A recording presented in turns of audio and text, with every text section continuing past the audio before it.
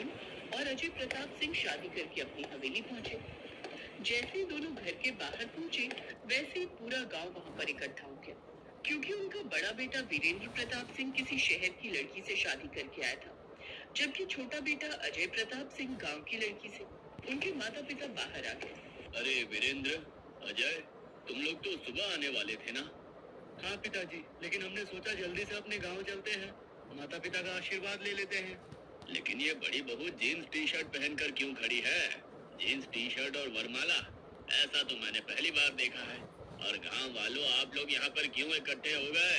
हम लोग आपको शाम को पार्टी में बुलाने वाले तो हैं ही। अरे ठाकुर साहब, हमारे गांव में पहली बार कोई शहर वाली बहू आई है, इसलिए हम देखने चले आए। हमने तो शहर वाली बहू सिर्फ फिल्मों में ही देखी है। अरे कोई मेरी दुल्हन पर भी तो नजर डाल दो। अरे कैसे नजर डाले अजय बेटा, तुम्हारी बीवी ने इतना लंबा घूंघट जो डाल रखा है, और वैसे भी ये तो हमारे गांव जैसी लग रही है, इससे तो हम मिलते ही रहेंगे। पहले शहर वाली लड़की को तो हम ठीक ढंग से निहार लें। इतने में उनकी सास अंदर गई और आरती की थाली लेकर बाहर आई। वो सिर्फ शहर वाली बहू की आरती उतारने लगी। मेरे घर आई शहर वाली बहू, आजा आजा बहू, जल्दी से आजा, आज से ये हवेली तेरी ही है। बिल्कुल माँ जी, ये हवेली मेरी तो है। माँ, राधिका का भी तो गृह प्रवेश करवाइए, ये भी तो आपकी ही बहू है। हाँ राधिका बहू, तू भी अंदर आजा। गांव वाले वहाँ से चले गए। इधर उसकी सास की नजर हमेशा अपनी शहर वाली बहू पर ही टिकी रहती थी। तभी उनके ससुर यानी ठाकुर वीर सिंह ने कहा, पहली रसोई की रस्म तो अदा करनी ही पड़ेगी, या वो भी परंपरा भूल गई भाग्यवान। अरे तो उसके लिए छोटी बहू है ना राधिका, वो सामने रसोई घर है, जा हम सबके लिए खाना बनाकर ला जल्दी से। जी सासू माँ। राधिका रसोई घर में गई और अकेले ही सभी लोगों के लिए खाना बनाकर लाई। सभी को खाने का स्वाद बहुत पसंद आया। वैसे राधिका तुम एक नंबर की गवार हो, लेकिन खाना बहुत अच्छा बनाती हो। तो इस तरह दिन भर उसकी सास शहर वाली बहू की तारीफ किया करती थी। उसे वो कोई काम नहीं करने देती थी, सारा काम राधिका को ही करना पड़ता था। रात में जब पार्टी हुई तो गांव के सारे लोगों ने सिर्फ नेहा को ही गिफ्ट दिया, राधिका की तरफ किसी ने ध्यान तक नहीं दिया। उसका पति अजय इस बात से बहुत क्रोधित हुआ। वो अपनी बीवी को चुपचाप लेकर अपने कमरे में चला आया। आप मुझे लेकर यहाँ क्यों आ गए? बाहर मुंह दिखाई की रस्म चल रही थी। तुम बहुत भोली हो राधिका, वहाँ तुम पर कोई ध्यान ही नहीं दे रहा था। सारे लोग भाभी को ही देखे जा रहे थे, सब उनके साथ फोटो ले रहे थे, उन्हीं को गिफ्ट दे रहे थे। इतनी बेइज्जती ठाकुर अजय प्रताप सिंह बर्दाश्त नहीं कर सकता। देखना कल सासू माँ मुझसे भी बहुत खुश हो जाएंगी। मुझे सिलाई करनी आती है। मैं अपनी कुछ पुरानी रंग बिरंगी साड़ियों को मिलाकर उनके लिए एक बहुत खूबसूरत सूट तैयार करती हूँ। तुम्हें सिलाई करनी भी आती है? हाँ, मुझे सिलाई करना मेरी माँ ने सिखाया है, और मैं तरह तरह के कपड़े डिजाइन भी कर लेती हूँ। इसीलिए दहेज में मुझे मेरी माँ ने सिलाई मशीन भी दी है। रात को राधिका ने लाल, पीली, नीली अलग अलग तरह की साड़ियों को मिलाकर एक बहुत ही खूबसूरत सूट तैयार कर दिया। सुबह वो सूट उसने अपनी सास को जाकर दिया। सासू माँ, ये सूट मैंने अपने हाथों से बनाया आपके लिए। कल मोही ने सूट तो बड़ा प्यारा बनाया है, लेकिन अगर इसकी तारीफ कर दूंगी तो इसे घमंड आ जाएगा। तभी वहाँ पर उसकी शहर वाली बहू नेहा आ गई। उसके हाथों में भी एक बहुत खूबसूरत सूट था। सासू माँ, मैंने भी ऑनलाइन ऑर्डर करके आपके लिए 20,000 का सूट मंगवाया वीरेंद्र जी से कहकर। देखिए कैसा लग रहा है। क्या बात है बहू, तूने मेरे लिए इतना महंगा सूट मंगवा लिया।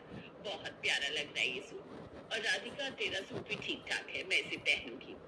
चलो, कम से कम आपको मेरा सूट तो पसंद आया। थोड़ी सी तारीफ क्या करती, तू तो मेरे सर पर ही चढ़ गई।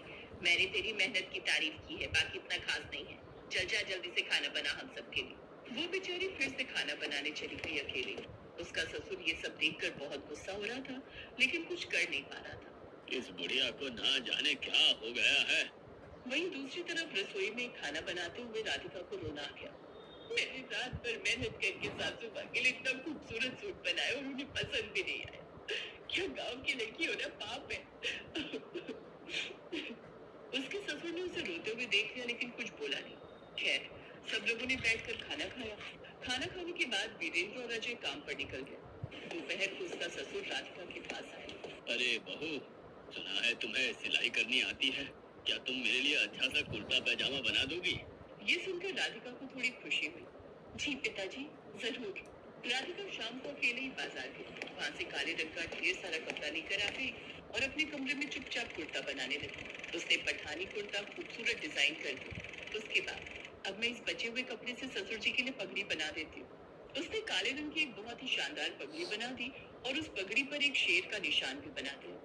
रात में जब दोनों भाई काम से लौटे तब तक कुर्ता बनकर तैयार हो गया। उसने खाना खाते समय सबके सामने वो कुर्ता अपने ससुर को गिफ्ट किया। पिताजी, आपका कुर्ता बनकर तैयार है।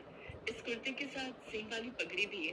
क्या बात है बहू, काले रंग का पठानी कुर्ता और वो भी इतना अच्छा बना दिया तूने। मैं कल सुबह पहनकर पूरे गांव में घूमूंगा, फिर देखना लोग खुद तारीफ करेंगे, मैं नहीं करूंगा। ससुर जी, इतना भी अच्छा कुर्ता नहीं बना दिया इसने। ये तो एक नंबर की गवार है। इसको फैशन के बारे में क्या पता।